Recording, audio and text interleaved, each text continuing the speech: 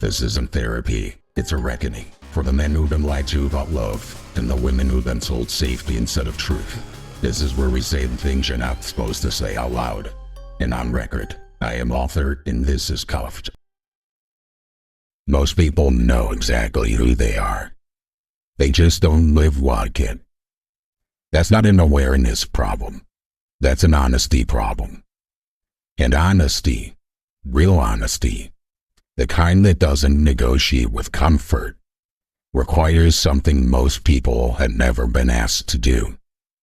Tell the truth to the only person you can't lie to forever. Yourself. I'm author. This is Cuffed. 2 musings, 20 minutes. And before we get into it, one little cool piece of whatever you want to call it. The Red Room album will go wide on Tuesday. That means it'll be on Spotify, Apple Music, etc. The lossless version, all 613 megabytes, is available on shop.cuffedmedia.com. Appreciate those of you who have already bought it and the feedback. What I'm going to do is I'm going to drop 2 tracks at the end of the podcast for you to hopefully enjoy. I would love to hear your thoughts and feedback on it. Anyway, let's get into it. This podcast episode is going to cover Musings 103 and Musing 104, self-honesty and internal congruence. 2 principles or perfectly with one another.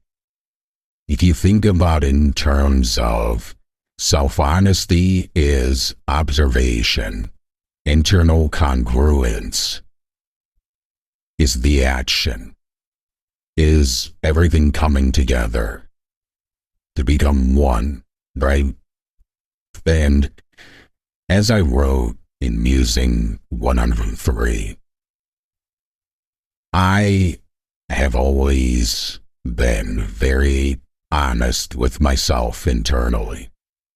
I have no problem telling myself when I've screwed up, when I've come up short, whatever it might be. My issue has been more in being honest with other people. And I've done enough work where I know exactly where my struggle comes from. And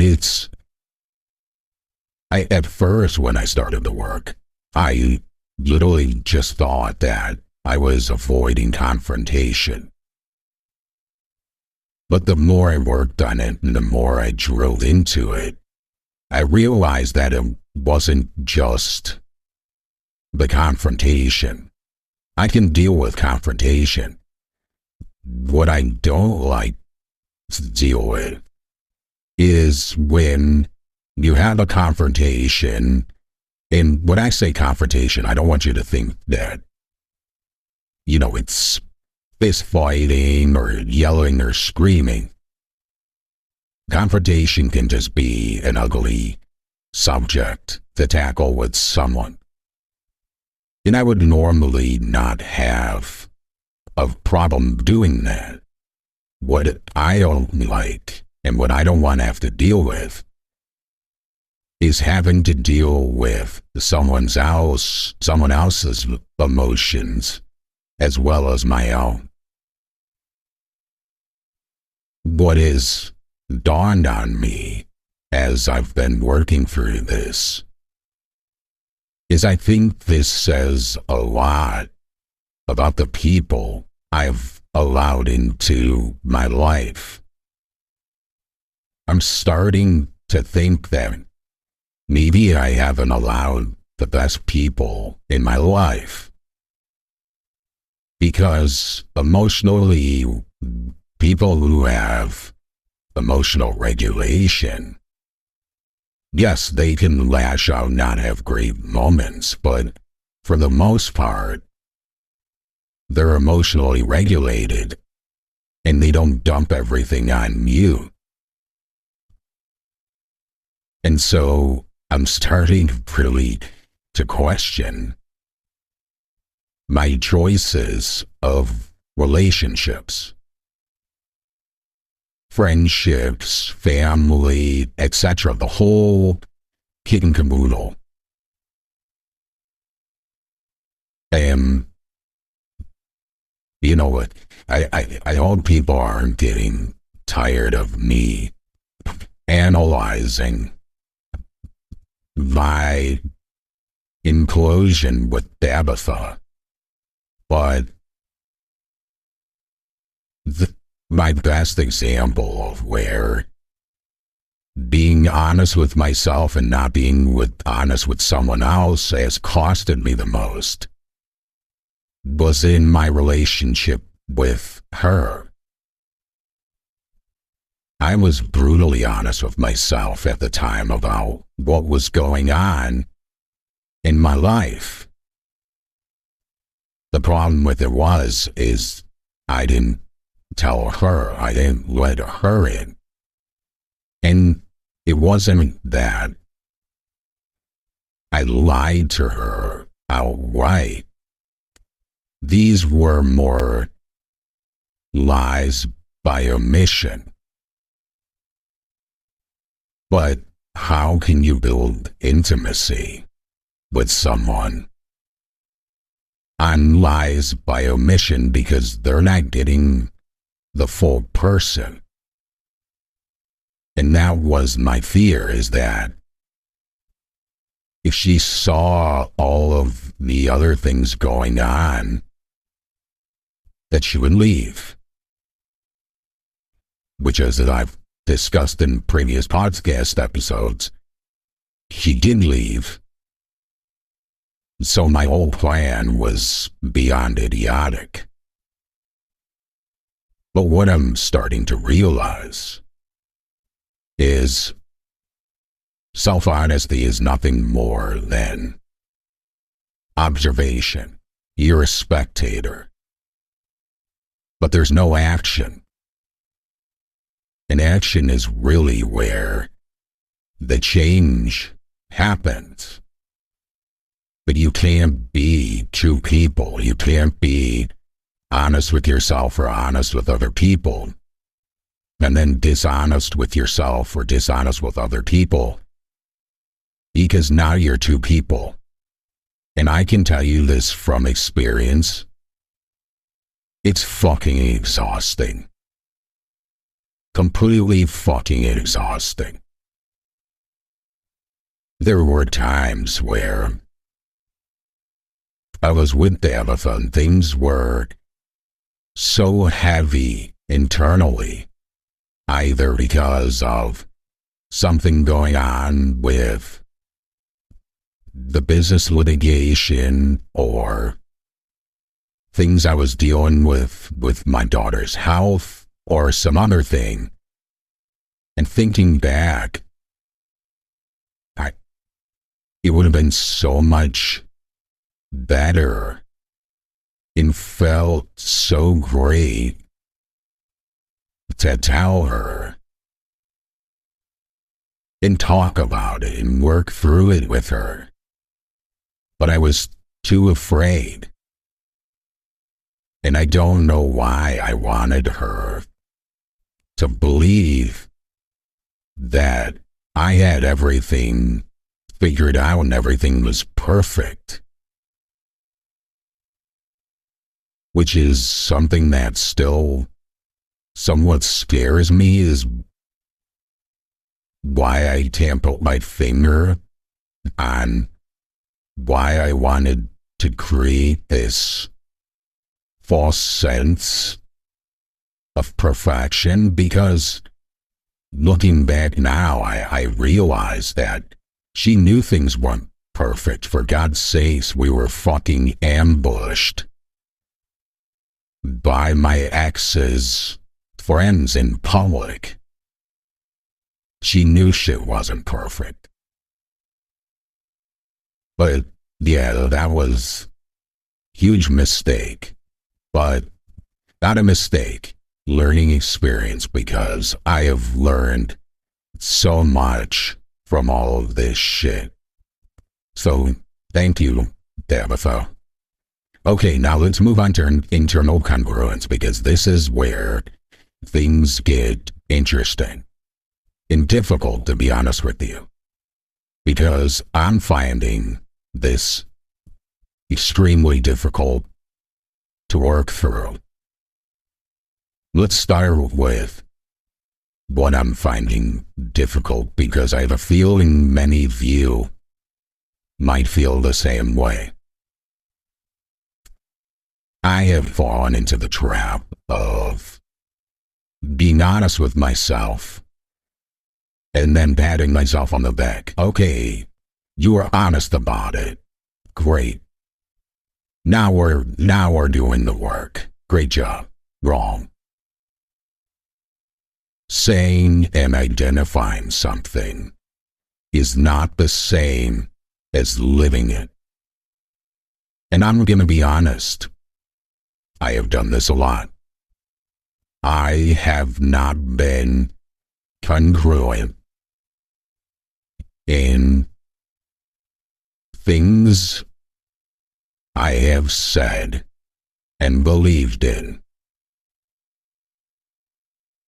and those becoming my behavior. Let's start with simple things. Since we are on the honesty part first, I've told my children, hey, you need to be honest with other people. You need to be honest with yourself. And here I am, not being honest with other people.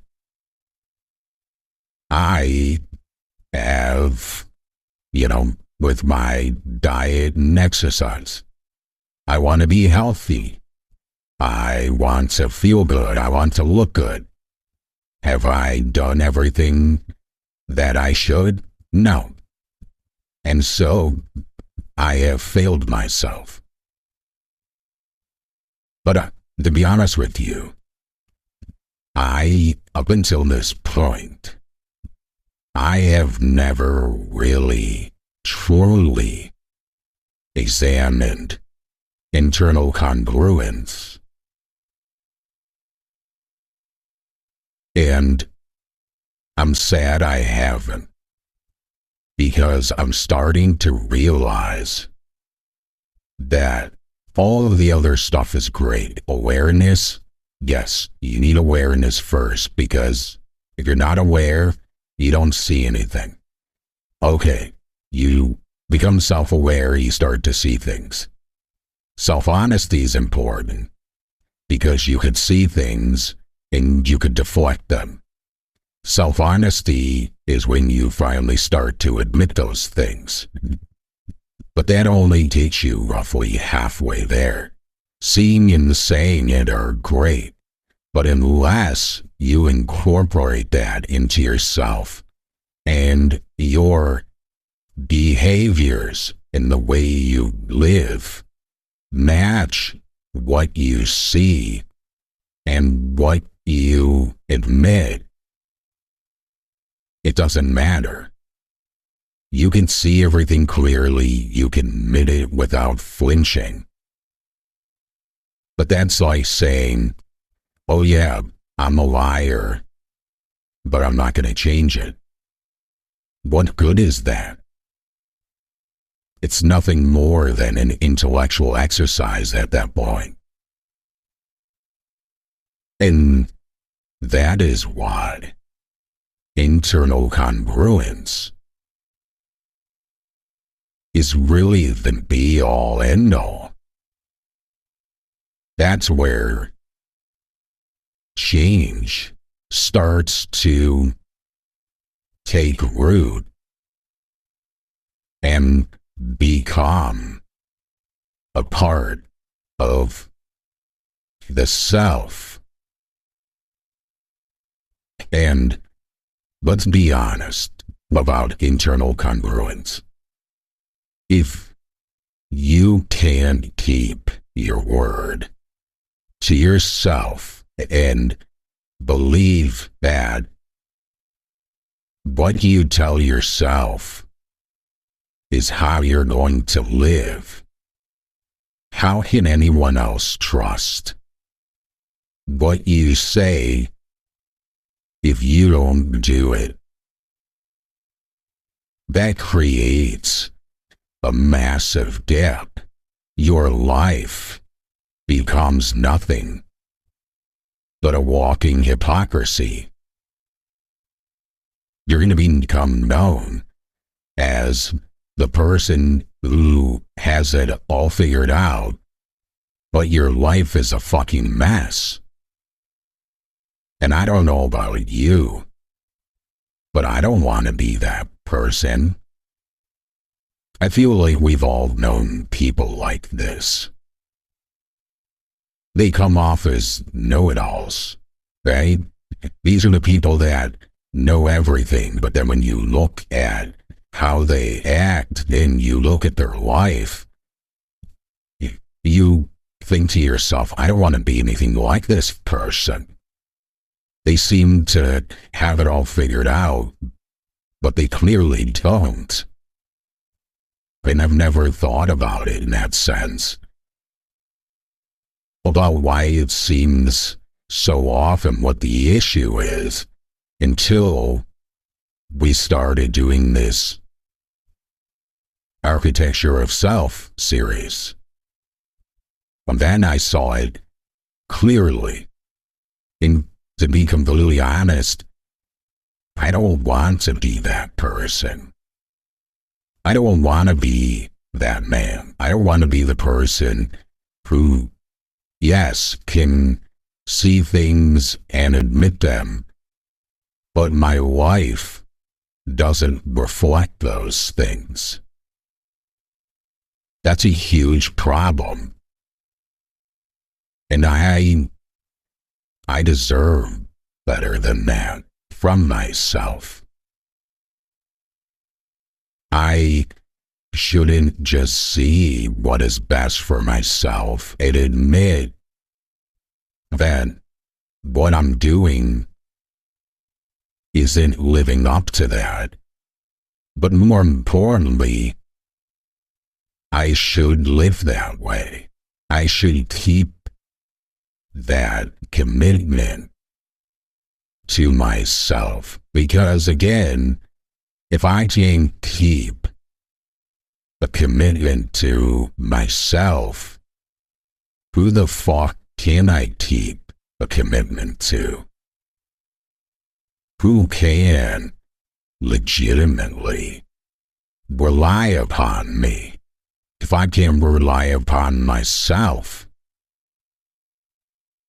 So now you can start to see where the real issue becomes and why the relationship we have with ourselves is so important, and furthermore, why every other relationship is built on the foundation of the relationship with ourselves. If the foundation is the relationship with ourselves, and that relationship isn't structurally sound, how are we going to build anything else on top of it? And now I really get when I've heard that line, and I'm sure most of you have heard it too, about if you can't make yourself happy, you're not going to be able to make someone else happy. If you're not happy with yourself, someone else can't make you happy. And that's where, in the end, this all comes to, is the relationship with ourselves is by far the most important relationship we will ever have in our lives. That's the episode for today. I hope you enjoy the tracks after this episode. Hold the standard. Stay close.